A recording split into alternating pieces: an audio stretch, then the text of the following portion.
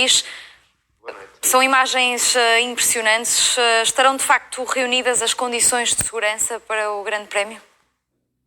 Parece difícil acreditar nisso, ou seja, por aquilo que nós podemos ver, as explosões foram a uma distância de entre 15 a 20 km do circuito, a nuvem de fumo muito espesso era bem visível e sentia-se o cheiro. Alguns pilotos relataram mesmo que se sentiam o cheiro a queimado no circuito, enquanto estavam em treinos.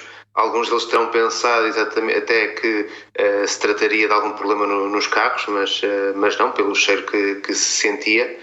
E o que aconteceu é que houve uma reunião de pilotos. A essa reunião acederam também mais tarde os responsáveis das equipas e há cerca de hora e meia a ideia era que pudesse haver da parte dos pilotos uma decisão para que não se realizasse o Grande Prémio. Ora, terminada a reunião e depois de haver também uma conversa entre donos de equipas e administradores da Fórmula 1, foi anunciado que o Grande Prémio vai seguir em frente, sendo que as autoridades da Arábia Saudita garantirão a segurança dos pilotos. Ao mesmo tempo, e isto é um dado revelado pela BBC, numa notícia também de há pouco, terá havido alguma pressão da parte dos responsáveis do governo da Arábia Saudita para que o Grande Prémio se realizasse, sendo que a BBC levanta mesmo a hipótese de ter sido comunicado aos pilotos de que poderia haver algumas dificuldades para saírem do país caso o Grande Prémio não se disputasse. Ou seja, é uma situação muito intrincada. A Fórmula 1 tem tido ao longo dos últimos anos, da parte dos seus pilotos, várias posições de força naquilo que tem sido também a defesa, quer dos seus interesses, quer também de algumas causas sociais. Neste caso em concreto, parece muito evidente de que para a própria imagem da Fórmula 1 não é positivo que este Grande Prémio siga. De alguma forma, a explosão que houve nesta unidade petrolífera da Arábia Saudita trouxe a guerra do Iémen também para o fluxo noticioso e não é de espantar que alguns destes ataques possam continuar também durante o fim de semana. Como bem disseste, é um conflito que dura já há muitos anos, tem causado também inúmeras vítimas no Iémen. Os rebeldes iemenitas também atacam o território da Arábia Saudita e neste momento, apesar dessa palavra das autoridades da Arábia Saudita, o que parece mais evidente é que não haverá grande segurança em Jeddah para que este Grande Prémio siga em frente. Ainda assim, são essas as notícias que temos, é que vai mesmo haver corrida numa situação em que, como vemos pelas imagens que também estão aqui a ser transmitidas na SIC, numa situação em que o conflito, as explosões, a guerra está mesmo muito próximo da realidade desportiva. E é um fim de semana em que as atenções estão de facto centradas em Jeddah e na Arábia Saudita.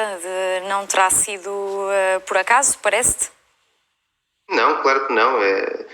De alguma forma, o facto de termos o Grande Prémio da Arábia Saudita a disputar-se em Jeddah neste fim de semana acaba por permitir que este tipo de ataques tenha digamos assim, um impacto mundial, não é? Acaba por ser falado a guerra do Iémen, algo que parecia estar muito, muito de fora daquilo que tem sido o fluxo noticioso, não só recentemente, mas desde o início deste conflito.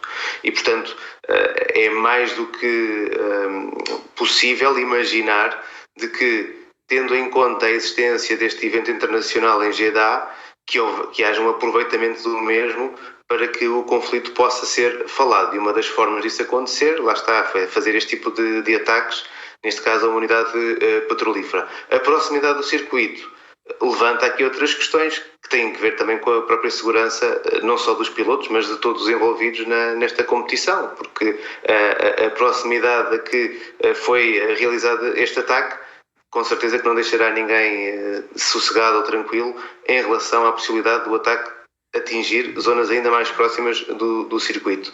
Há nota também pela imprensa internacional que ao longo destes últimos dias Portanto, o exército saudita tem conseguido impedir que mais mísseis atinjam o território, ou seja, através da sua defesa aérea, tem conseguido impedir que isso aconteça, o que significa que há um foco e um aumento, e que Jeddah neste momento é um alvo, e durante este fim de semana com certeza continuará a ser, até para aproveitar esta janela que se abre, porque também creio que se não fosse o facto de termos um evento desportivo destas dimensões a realizar-se na Arábia Saudita, provavelmente estes ataques, que acontecem mais vezes, acabariam por não ter também o alcance mediático que estão a ter neste momento.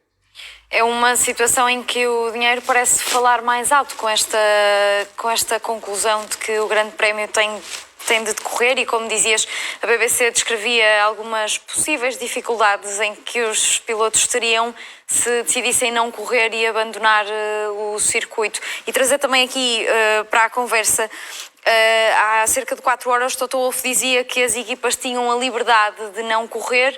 Depois começaram a haver aqui algumas movimentações, houve esta reunião, 4 horas, primeiro com os diretores das equipas, depois ficaram apenas os pilotos. Queria saber também o que é que retiras daqui, que movimento foi este? Parece que os pilotos acabaram por fazer algum fim-capé em relação a isto, por muito que o Grande Prémio decorra. Sim, sem dúvida nenhuma. Primeiro dizer que não só o dinheiro fala mais alto, como é surdo normalmente aos argumentos de quem tenta, de alguma forma, contrariar a sua narrativa. Eu creio que é importante dar nota de que a unidade petrolífera, a unidade de produção de petróleo que foi atingida, é uma unidade de uma empresa que é também a grande patrocinadora deste Grande Prémio e é patrocinadora do próprio campeonato de Fórmula 1. Portanto, há aqui assim uma relação muito íntima de interesses entre patrocínios, entre a parte da subsistência ou do lucro da Fórmula 1 e o caso em concreto que foi alvo deste ataque.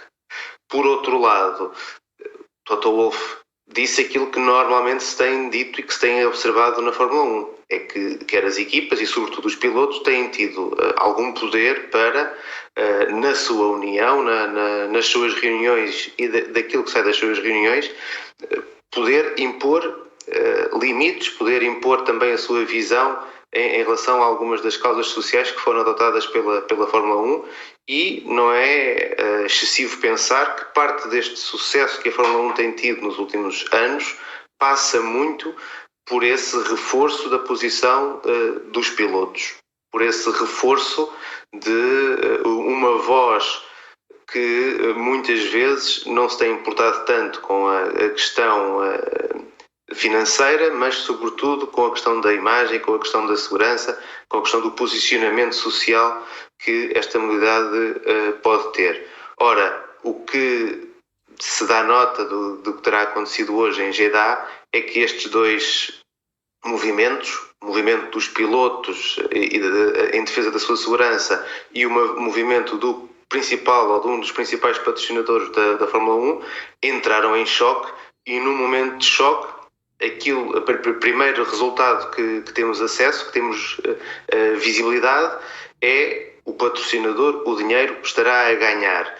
Mas amanhã, sábado, domingo, entre treinos oficiais e corrida, veremos ainda o que poderá vir a acontecer, não só da parte dos pilotos como da parte das equipas, porque sabemos, dentro das regras da Fórmula 1, dentro das regras também da corrida, do regulamento de corrida, existem várias possibilidades em aberto que podem ser aproveitadas para levar o Grande Prémio em frente, mas acabar por não o realizar. Veremos se isso estará ou não em cima da mesa, se bem que naquilo que são as declarações que temos até agora, Pierre Gasly, que foi o piloto que falou de uma decisão unânime dos pilotos, que todos puderam dar a sua opinião, mas que houve uma decisão unânime. Veremos até que ponto é que isso é verdade nas próximas horas. E os relatos de alguns dos repórteres é que Pierre Gasly era precisamente o piloto mais vocal em toda esta situação. Amanhã treinos livres, também a qualificação. Obrigada, Luís Cristóvão.